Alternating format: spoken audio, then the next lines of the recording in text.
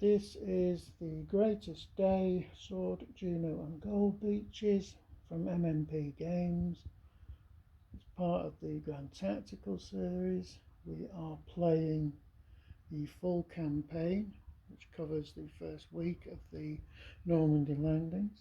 And this is the situation at the end of the 9 AM turn on the 7th of June. If we go over to the 6th Parachute Division area, they're doing all right. The Germans sort of ran out of steam in the north, and they've just been holding back. And the actual Para Regiment, the 7th, the green one there, didn't really do much. It didn't achieve a great deal. So the front's pretty much static there. The most important thing that's happened is this Bailey Bridge has been built here, so the fact that Pegasus Bridge was knocked out has now been neutralised. That's not an issue. This airborne brigade here is advancing up into the gap between the two rivers here. Okay. Germans sort of spread out. We've got covering force in that gap there, but there's no real fighting started in that area. Can suffer quite a bit more bombing, which the place is actually covered in rubble now.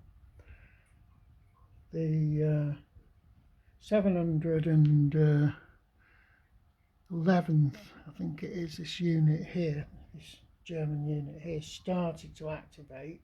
Problem is, Allied interdiction pretty much delayed all of their infantry units from arriving till night, because there's 4 Allied interdict aircraft up at the moment. They did manage to get their artillery up onto the board, but the problem with that is, even though they've formed an artillery fire, they can't do anything with it because they can't establish radio contact with their leader, because there isn't a leader on the board at the moment. If we look at the 3rd Infantry Division area here, we're still struggling to take Hillman. This is a nightmare. We've been bombarding that with naval gunfire because we've moved all the units from the naval guns that can. They've got an asterisk on them, so they can use it at any beach over to Sword, and we've been bombarding that position for ages, and we're not achieving anything. Mainly through terrible luck and rolls and stuff like that. It's getting weak, and we're going to have to take it out soon because it's being a menace.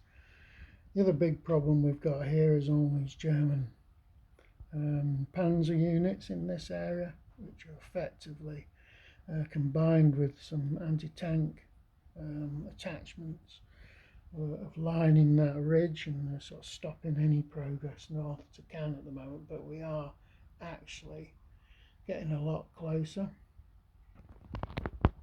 There's a beastie come to join the fight. I don't know what that's supposed to be. It's like a flying ant or something. Got the commandos. They're not really doing very much. I'm probably not using them very effectively, but they're getting whittled away because they've only got 1-step units, and they're a bit behind the curve for what's going on most of the time. The German resistance here, you've got this Kampfgruppe here, and the red one, that's with its artillery support, is actually doing quite a lot of damage to the Allies in this position, and they're still struggling to try and take these positions around here and advance further to the south.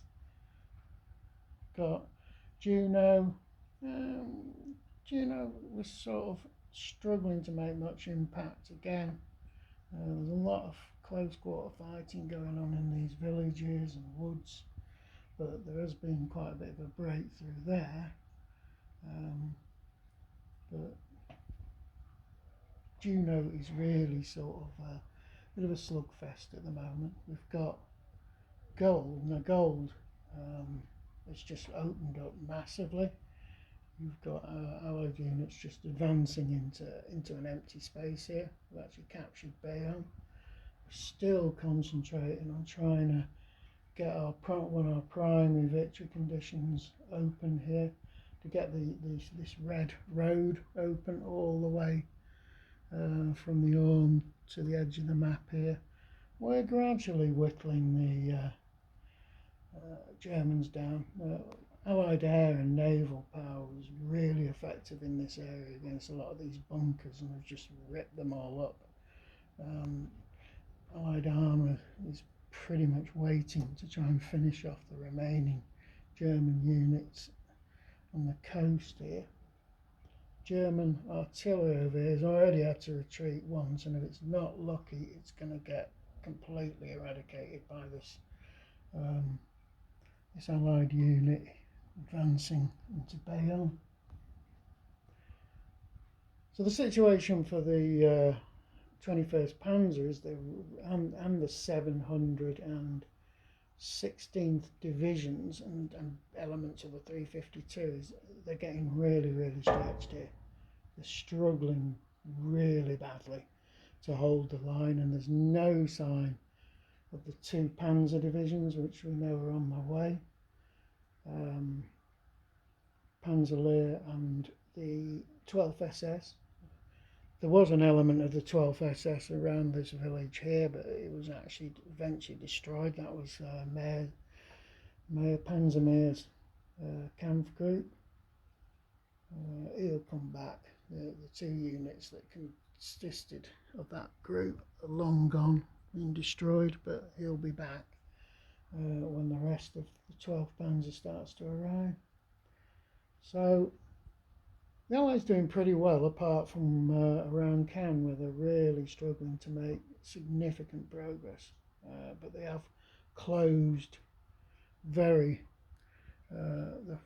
closed with the elements of that Panzer battalion now, so assuming they can keep up their momentum, there should be a few units destroyed. The thing about the German panzers is they've got this panzer recovery. Germans are very good at recovering their damaged armour, and so even though you knock a step out or something like that, it can come back through a rally. She's saying something only the Germans can do. So that pretty much sums it up. The Germans, if they don't start getting some reinforcements in the next few hours, it's going to get very unpleasant.